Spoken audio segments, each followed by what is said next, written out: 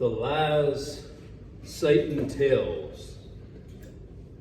2 Corinthians 11, verse 3.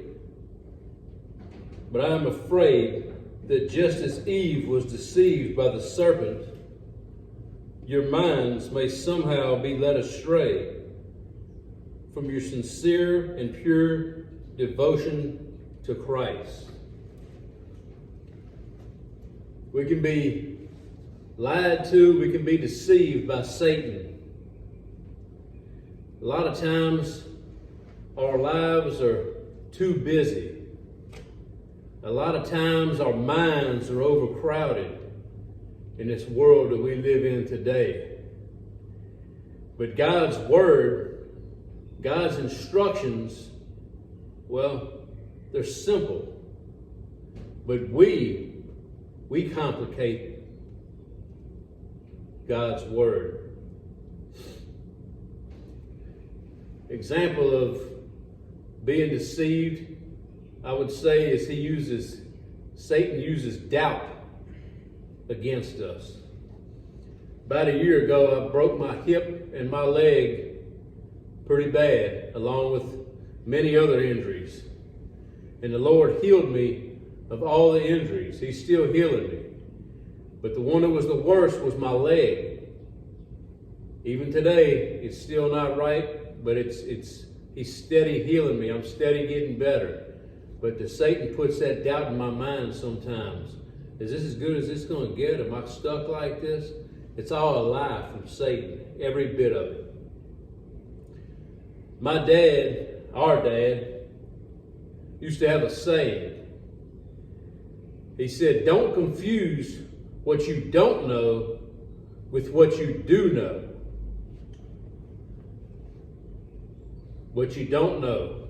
Why bad things happen. Why tragedy, sickness, death. Why these things happen. We don't truly know the answer.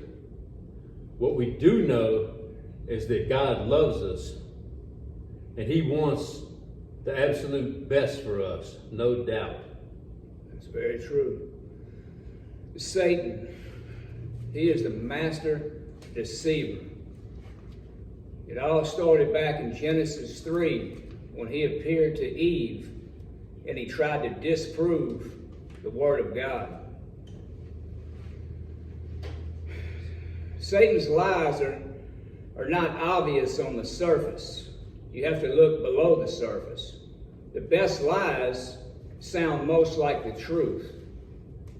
There's some truth in most lies. A broken clock is right twice a day, but it's still wrong. Satan's lies are close to the truth, but far from it. He wants you to believe lies about the biggest thing, and the biggest thing is God. Right on. That's exactly right. You know, the first thing is the obvious thing. We must accept Jesus as our Savior. It's the most important decision you'll ever make. We've discussed that many times. Accept Jesus as your Lord and Savior. But after that, we have to study the Bible. We have to pray. And we have to draw near to the Lord. And when we do those things, we're being surrounded and consumed with the truth. In this terrible, crazy world, we need to be surrounded and consumed by the truth. And Jesus Christ is truth. That's right. Galatians 6:7 says, do not be deceived. God cannot be mocked. A man reaps what he sows. The one who sows to please his sinful nature, from that nature will reap destruction. The one who sows to please the Spirit, from the Spirit will reap eternal life. It's true. We reap what we sow. A good buddy of ours is a farmer. And I know if you plant corn, beans ain't going to come up. It just ain't going to happen. We can spend time and effort for our flesh, for earthly things, or we can spend our time and effort for spiritual things. That's eternal things. Bottom line, earthly things are temporary, but spiritual things are eternal. Well said. Well said.